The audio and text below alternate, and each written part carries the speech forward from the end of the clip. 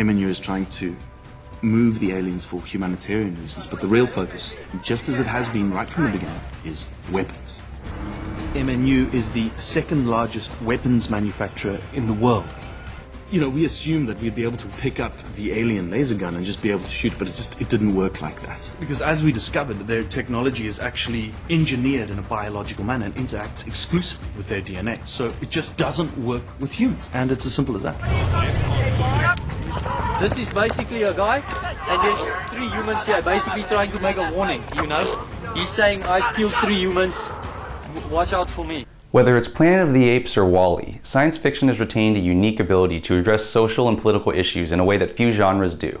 Maybe it's because when it's done well, science fiction allows us to witness a sometimes parallel, sometimes futuristic, but hopefully plausible alternate reality, where the normal rules are skewed in a way that forces us to confront what it is that truly makes us human. Neill Blomkamp's mind-blowing feature debut, District 9, is exactly this type of movie, exploring topics like racism, the weapons industry, lawless corporatism, and the plight of refugees, as it tells the story of growing tensions between humans and an alien race that's been imprisoned in a section of Johannesburg after their spaceship stalled out there 28 years prior.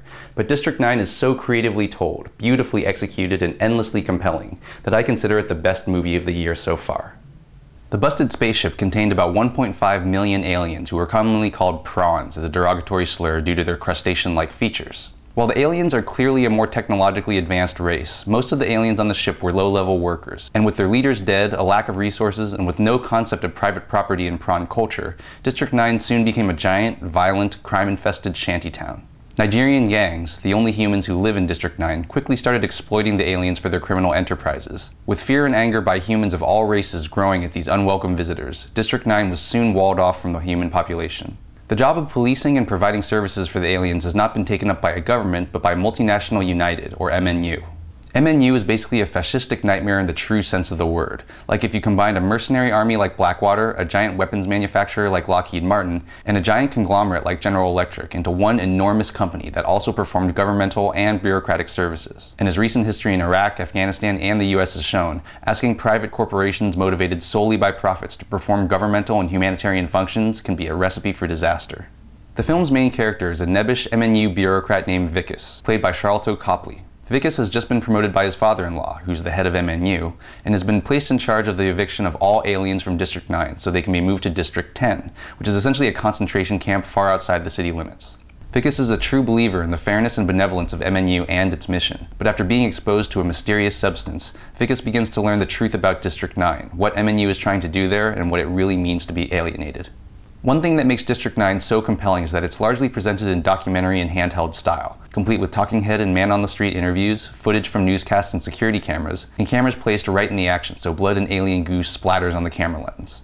None of the characters are played by known actors, and with a mix of races, accents, and languages, combined with the fact that the movie was shot in an actual Johannesburg slum, almost every aspect of District 9 feels utterly real. That includes the aliens, their ship, and their advanced technology, all designed with loving care and attention to detail by Peter Jackson's company, Weta.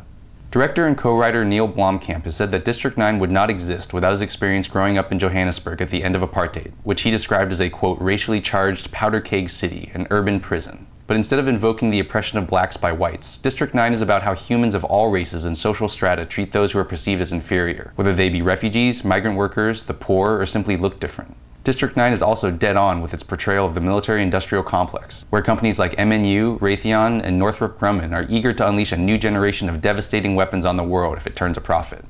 Above all else, District 9 is a wildly creative, clever, beautifully realized, utterly kick-ass movie. By turns a documentary, a horror film, a corporate thriller, and a summer action flick.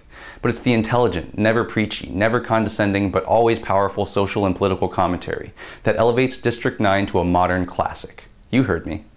I'm Jonathan Kim, and this is a ReThink Review.